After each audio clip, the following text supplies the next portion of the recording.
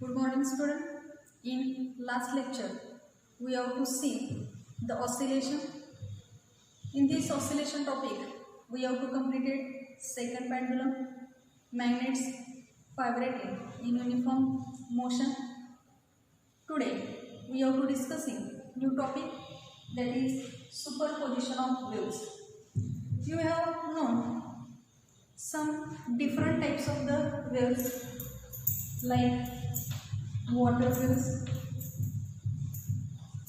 light waves,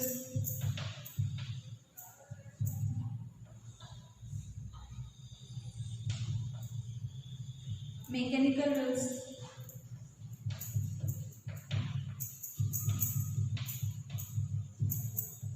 electromagnetic waves.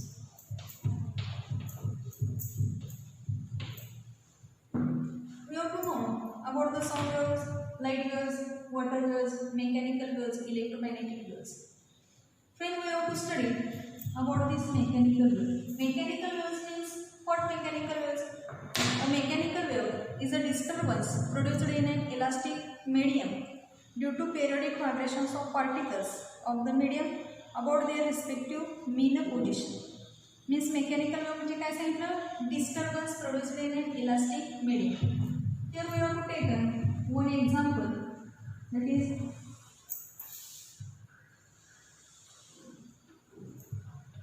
we have to draw one wave. This is the mean position of the wave. This is the elastic medium. This is the mean position of the waves.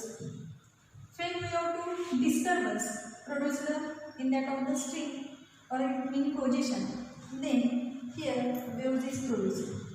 That is this type of wave is produced. How this wave is produced? Here we have to see that mechanical waves, a disturbance produced in an elastic medium due to periodic vibration of particles of the medium about their respective mean position.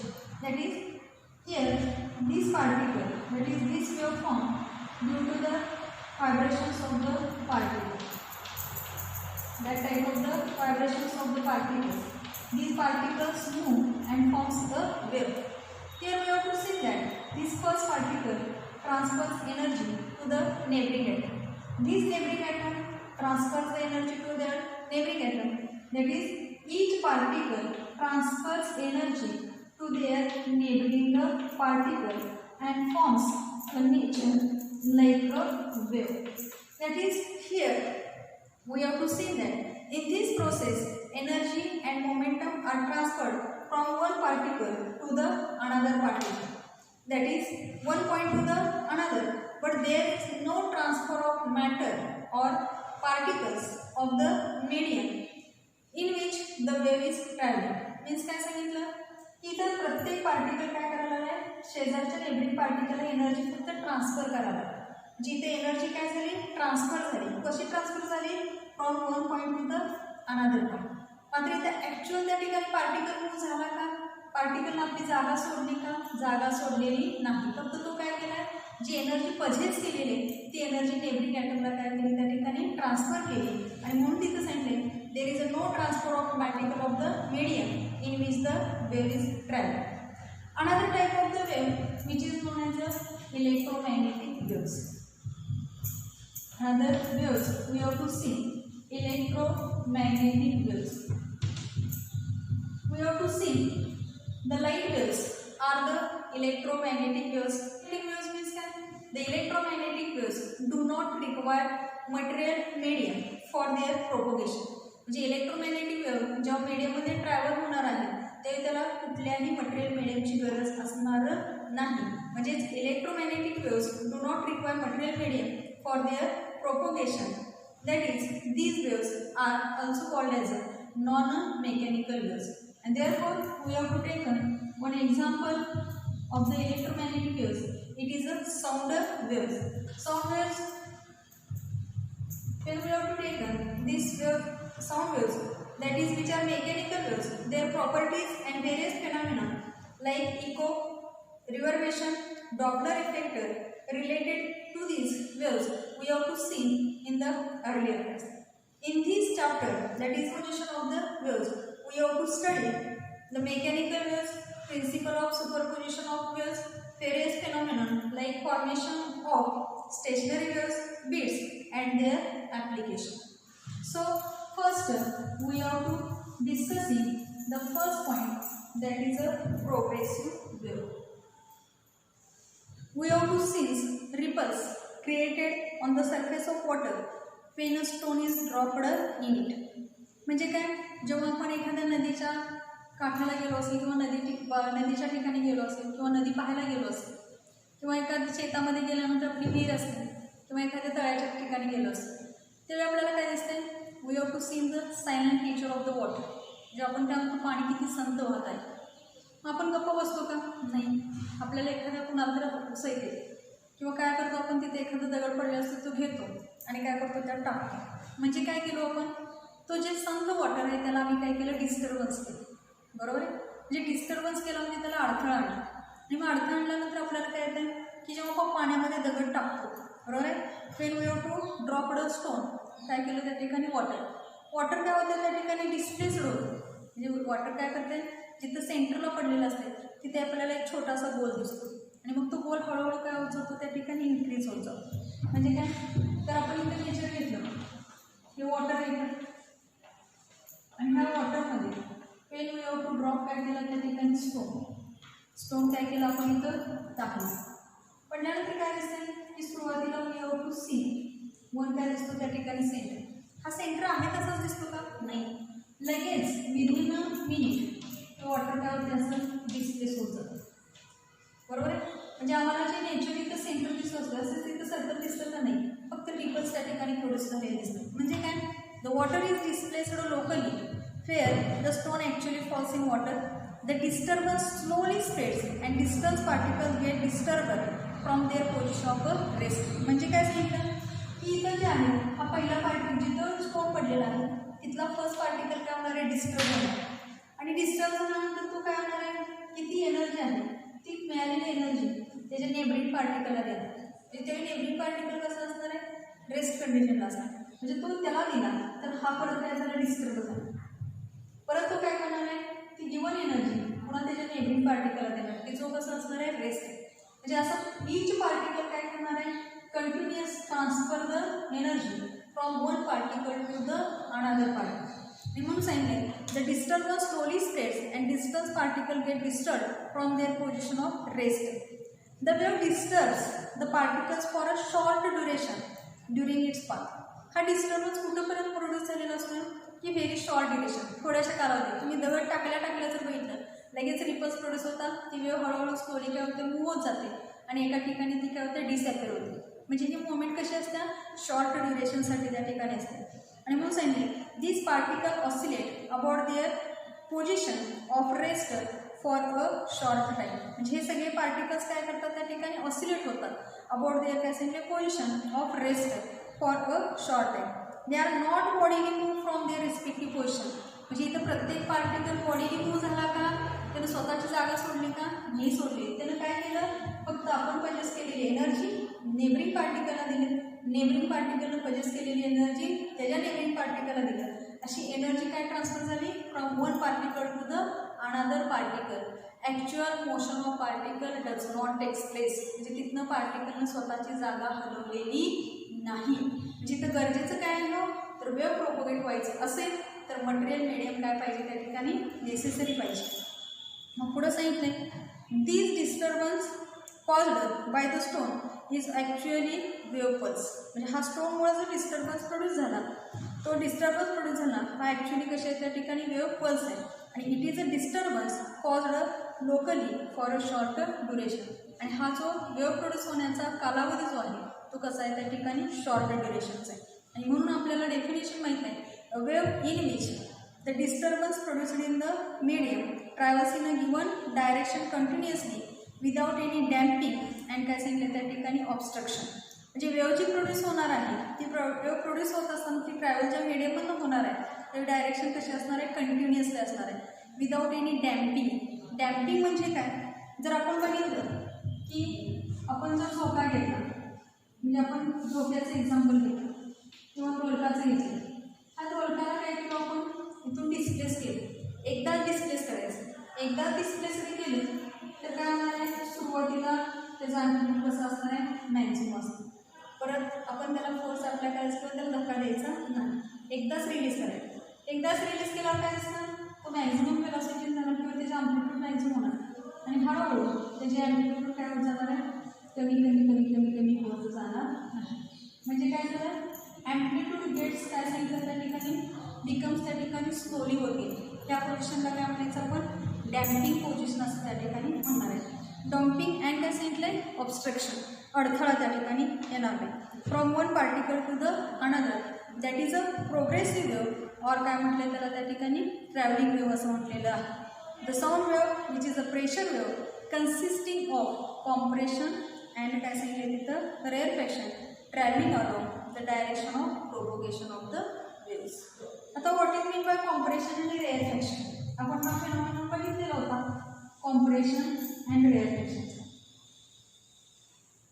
Here we have to see that the particles which are gathered together, this point is known as a compression, and the particles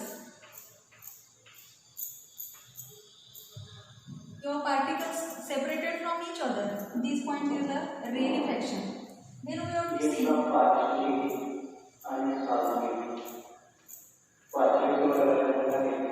this is the compression and this is the rarefaction.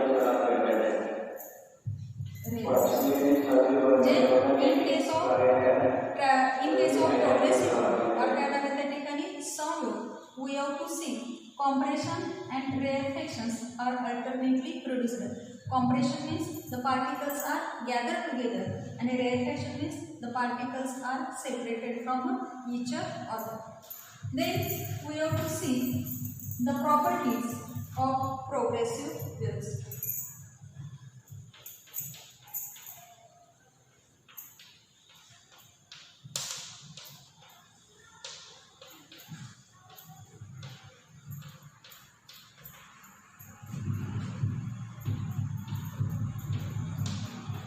Properties of progressive waves. First property here we have to see, every particle in a medium execute the same type of vibration. Particles vibrate about their mean position performing simple harmonic motion.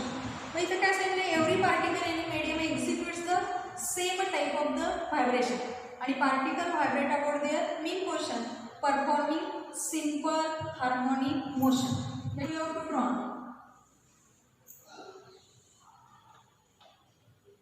This is a mean position. This is a one wave. Here we have to see, this is the mean position. That is particles is in the rest condition. When we have to disturb this position, that is the mean position, the waves are produced. This is the nature of the wave. The waves vibrates. कशी vibrate व्हायला about their mean position. At this point displacement is a maximum, at this point displacement is a minimum. म्हणजे every particle in a medium execute the same type of the vibration. जर बघितलं तर wave कशी दिसते तुम्हाला एकसारखी त्या ठिकाणी दिसते. their mean position performing simple harmonic motion. दुसरं सांगितलं आहे, all vibrating particles of the medium have the same amplitude, period and काय सांगितलं त्या ठिकाणी frequency. मीन्स काय सांगितलं, ॲम्प्लिट्यूड जो असणार आहे तो कसा असणार आहे त्या ठिकाणी सेम असणार. Amplitude means maximum displacement of the particle from its mean position. म्हणजे मीन पोझिशनपासून त्याची जी मॅक्झिमम डिस्प्लेसमेंट आहे त्याला काय म्हणतो आपण त्या ठिकाणी ॲम्प्लिट्यूड. आणि म्हणून all vibrating particles of the medium have the same amplitude, period and काय असणार आहे त्या ठिकाणी फ्रिक्वेन्सी. तिसरा पॉईंट आहे the phase changes from one particle to the another. जिथं फेज काय होत जाणार आहे, चेंज होत जाणार. फेज म्हणजे काय, state of vibration of the particle. आता इनिशियल पोझिशनला इथं जर घेतली तर इथं स्टेट कशी होती, झिरो होती.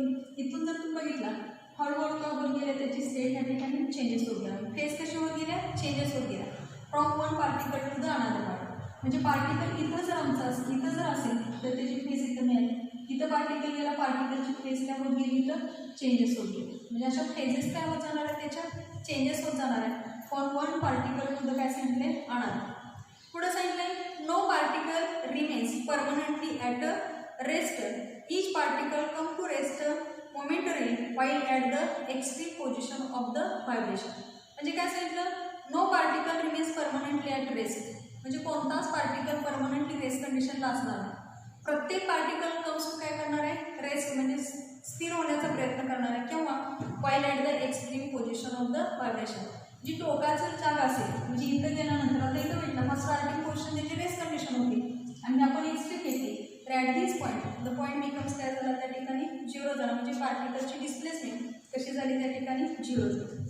पुढे सांगितले पाचवी property, the particle attains maximum velocity when they pass through their mean position. आता वाक्य बघा नीट व्यवस्थित. The particles attain maximum velocity when they passes through their mean position. म्हणजे काय, इथं जे आहे म्हणजे आपण सांगतो की फॉर एक्झाम्पल आपण सिंपल पेंडुलमचं एक्झाम्पल घेत होतो. दिस इज द काय घेतलं होतं आपण, mean position. This is a mean position घेतली होती. आणि हे पण काय झालं होतं, आपण परवा घेतलं होतं simple pendulum. It is an example of a simple harmonic progressive wave that is a SHM wave. This is the result supported. When the particle reaches at extreme position, म्हणजे जेव्हा पार्टिकल रिचेस कुठं होणार आहे, extreme position, ते velocity किती असणार आहे, 0 असणार आहे. पार्टिकल इथं किती असणार आहे, एक्स्ट्रीम पोझिशनला वेलॉसिटी 0 असणार आहे. आणि मीन पोझिशनला ती कशी असणार आहे, त्या ठिकाणी तिथून पास होत असणार, ती काय झाली, त्या ठिकाणी 0 झाली. आणि म्हणून आपण नेचर बघितलं होतं बघा, energy of particle at different position, mean position, extreme position at any position. आणि मग तिथं सांगितलं होतं की जेव्हा मीन पोझिशन असेल ते मीन पोझिशनला कायनेटिक एनर्जी कशी होत जाणार आहे, मॅक्झिमम. आणि एक्स्ट्रीम पोझिशनला काय होणार आहे, 0. मीन पोझिशनला पोटेन्शियल एनर्जी 0 असणार आहे आणि मॅक्झिमम कुठं असणार आहे, एक्स्ट्रीम पोझिशनला असणार आहे. आणि म्हणून सांगितलं the particles attain maximum velocity when they passes through their mean position. Next सांगितलेलं आहे during the propagation of the waves energy is transferred along the wave, there is no transfer of matter. मगाशी आपण सुरुवातीला सांगितलं की काय, की during the propagation of wave म्हणजे वेव्ह इथं काय झाली, आमची प्रोपोगेट झाली. दिस वेव्ह काय झाली, त्या ठिकाणी प्रोपोगेट झाली, ही वेव्ह प्रोपोगेट व्हायला. आता वेव्ह प्रोपोगेट होत असताना काय सांगितलंय, एनर्जी ट्रान्सफर झाली अलॉंग द काय सांगितलं वेव्ह, म्हणजे एनर्जी इथं काय झाली, ट्रान्सफर झाली ह्या वेव्हच्या फॉर्ममध्ये. आणि मग there is no transfer of matter, म्हणजे तिथं मॅटर जो आहे तो ट्रान्सफर झालेला नाही, फक्त ट्रान्सफर काय झाली, ट्रान्सफर ऑफ एनर्जी. म्हणजे एव्हरी पार्टिकल जो असेल तो एव्हरी पार्टिकल काय करणार आहे, energy given to that of the neighbouring particle. म्हणजे एनर्जी फक्त काय होत जाणार आहे, ट्रान्सफर होत जाणार. फॉर एक्झाम्पल तुम्हाला सांगायचं झालं तर एखाद्या ठिकाणी स्लॅब पडत असेल तर स्लॅब पडत असताना आपण बघतो की अशी चेन लावलेली असते, तर पाट्या सिमेंटच्या द्यायच्या असतात. त्यावेळी काय केलं जातं, चेन म्हणजे लोक त्या ठिकाणी व्हायला जातात. एक व्यक्ती काय करतो, पाठी म्हणून घेतो, तो काय करतो, दुसऱ्या व्यक्तीला देतो, दुसरा व्यक्ती काय करतो, तिसऱ्या व्यक्तीला देतो. म्हणजे इथं काय झालं, त्या व्यक्तीने त्याची जागा हल्ला का, तो त्या जागेवरून हल्ला का, तो जागेवरून हल्लेला नाही. फक्त काय केलं, पाठी एकाकडनं दुसऱ्याकडे ट्रान्सफर झाली, दुसऱ्यानं तिसऱ्याकडे झाली. आणि अशी चेन त्या ठिकाणी वरपर्यंत जिथं असेल स्लॅब चालू तिथंपर्यंत ती पाठी जाणार. म्हणजे इथं सुद्धा तीच प्रोसेस आहे की इथं एनर्जी आहे ती ट्रान्सफर होणार आहे. कशी ट्रान्सफर होणार आहे, from one particle to the another particle होणार आहे. आणि there is no transfer of काय सांगितलं त्या ठिकाणी, मॅटर सांगितलं. पुढचं सांगितलं the wave propagate through the medium with a certain velocity. This velocity depends upon properties of the medium. म्हणजे ही जी वेलॉसिटी आहे ती कशावर डिपेंड असणार आहे, तर प्रॉपर्टीज ऑफ द मीडियमवर असणार आहे. त्यानंतर आपण बघितलं progressive waves are of 2 types. या प्रोग्रेसिव्ह वेव्हचे 2 प्रकार आहेत. एक पहिला प्रकार जो आहे तो आहे त्याला आपण ट्रान्सवर्स वेव्ह असं, पहिल्या वेव्हला नाव काय देतो, ट्रान्सवर्स वेव्ह. आणि दुसरी वेव्ह जी आहे त्याला आपण लॉन्जिट्युडनल वेव्ह असतो.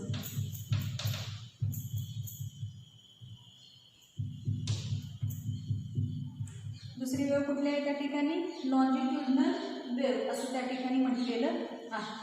आता लॉन्जिट्युडनल वेव्ह आणि ट्रान्सवर्स वेव्ह यांच्यामध्ये फरक काय आहे, जर आपण म्हटलं ते मी एक्झाम्पल घेतलेलं आहे, आपण ट्रान्सवर्स वेव्हचं एक्झाम्पल घेऊ.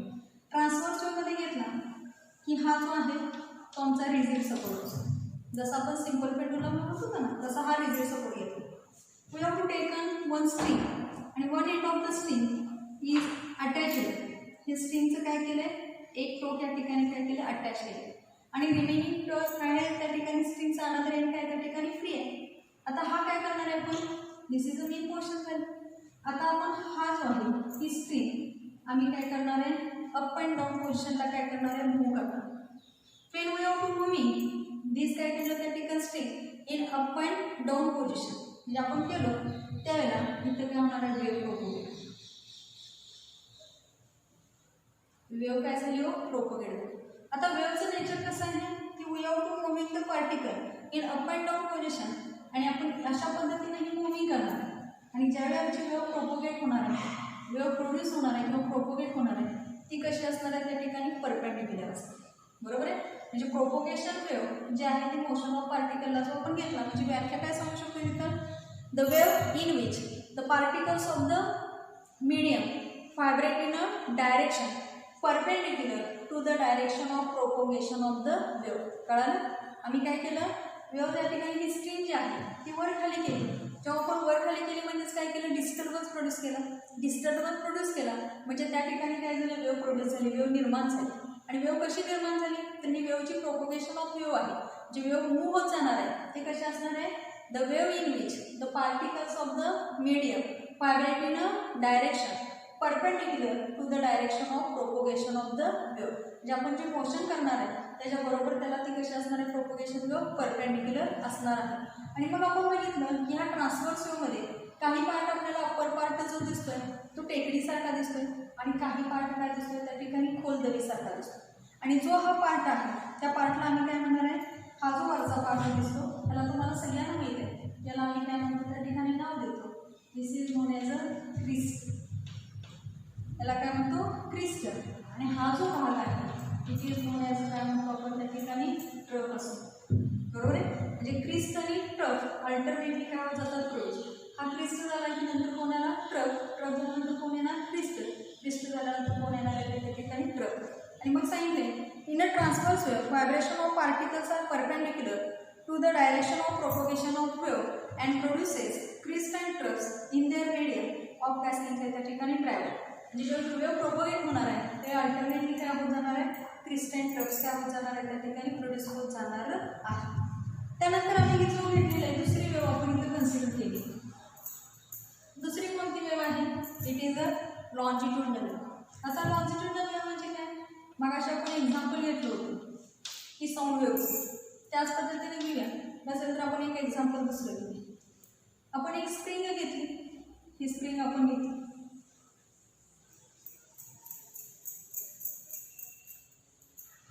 बरोबर. आणि ही स्प्रिंग घेतली, स्प्रिंगचं वन एंड काय केलं attach to that of the rigid support आणि अनदर एंड काय केले त्या ठिकाणी फ्री केली. आता काय करणार आहे, हे जे फ्री एंड आहे त्याला आपण त्या ठिकाणी मूव्ह करणार. बरोबर आहे. जसं आपण मगाशी स्ट्रिंगला वर खाली करत होतो तसं या स्ट्रिंगला सुद्धा आपण काय करणार आहे stretched in the downward direction, त्याला ओढणार आहे खाली आणि खालच्या दिशेने ओढल्यानंतर तिथून तो रिलीज करायचा. म्हणजे काय केलं सोडून दिलं. सोडून जर दिलं तर काय होणार तिथं व्हायब्रेशन्स प्रोड्यूस होणार. आता व्हायब्रेशन जे प्रोड्यूस होणार आहे म्हणजे तिथंच काय झाली वेव्ह प्रोपोगेट झाली. ही जी वेव्ह प्रोपोगेट आहे आणि आमची मोशन जे आहे ती दोन्ही कशी असणार आहेत एकमेकाला पॅरलल असतात. आणि मग आम्हाला दिसते काही ठिकाणी स्प्रिंग आमची कॉम्प्रेस झालेली दिसते. बघा या ठिकाणी एकत्र आल्यासारखं दिसते. हे जो दिसतोय आपण part this part is a compressed part. आणि सम पार्ट काय दिसायला लागेल इथून स्प्रिंग थोडीशी जी आहे ती एकमेकापासून रिलीज झाली दिसते. म्हणजे इथं काय मिळणार आहे this part known is a compression आणि this part is known as काय म्हणतो आपण रेअरफॅक्शन. परत काय प्रोड्यूस होणार आहे कॉम्प्रेशन झालं रेअरफॅक्शन, परत काय होणार आहे कॉम्प्रेशन, पुढं काय होणार आहे त्या ठिकाणी रेअरफॅक्शन.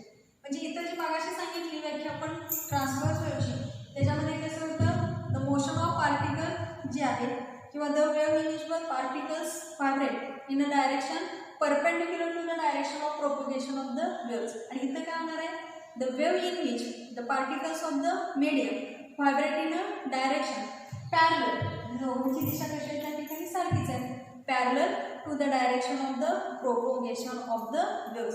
आपल्याला सांगितलं in longitudinal wave vibration of particle produces compression and रेअरफॅक्शन along the direction of propagation of the waves. म्हणजे इथं आपण जे बघितलं एकदा काय मिळणार आहे कॉम्प्रेशन, एकदा काय मिळणार आहे रेअरफॅक्शन. म्हणजे alternately compression and rarefaction are produced in a longitudinal waves. Then next property, both the transverse wave as well as longitudinal wave can propagate किंवा can passes through the काय सांगितलं त्या ठिकाणी सॉलिड. म्हणजे दिस ट्रान्सव्हर्स वेव्ह असेल किंवा दिस longitudinal wave असेल, त्या दोन्ही वेव्ह ज्या आहेत त्या काय होणार आहेत, सॉलिडमधनं पास होणार आहेत. बट द लॉन्जिट्युडनल वेव्ह जे आहे, लॉन्जिट्युडनल वेव्ह काय करणार त्या ठिकाणी कॅन प्रोपोगेट थ्रू द काय सांगितलं त्या ठिकाणी फ्लुइड्स. आता फ्लुइड्स म्हणजे काय, जो प्रवाही पदार्थ असतो, म्हणजे प्रवाही म्हणजे काय, वाहता असणारा जो आहे त्याला आपण फ्लुइड असं म्हणतो. आणि मग लॉन्जिट्युडनल वेव्ह हे कुणाचं एक्झाम्पल, लॉन्जिट्युडनल वेव्ह जो आपण घेतला तो पासेस थ्रू द काय सांगणार आहे, लिक्विड अँड गॅसेस ऑल्सो. कारण लिक्विड अँड गॅसेस आपण म्हणतो त्याला आपण फ्लुइड्स असं म्हणतो. आणि म्हणून transverse wave only passing through the काय सांगतो आपण, सॉलिड. बट लॉन्जिट्युडनल वेव्ह त्यात पासेस थ्रू द काय येणार आहे, सॉलिड असेल, लिक्विड असेल आणि काय सांगितले, गॅसेस असेल. तिन्ही मधून ती वेव्ह काय होत जाणार आहे, त्या ठिकाणी पास होत जाणार आहे. अशा पद्धतीनं we have to see the properties of the progressive wave.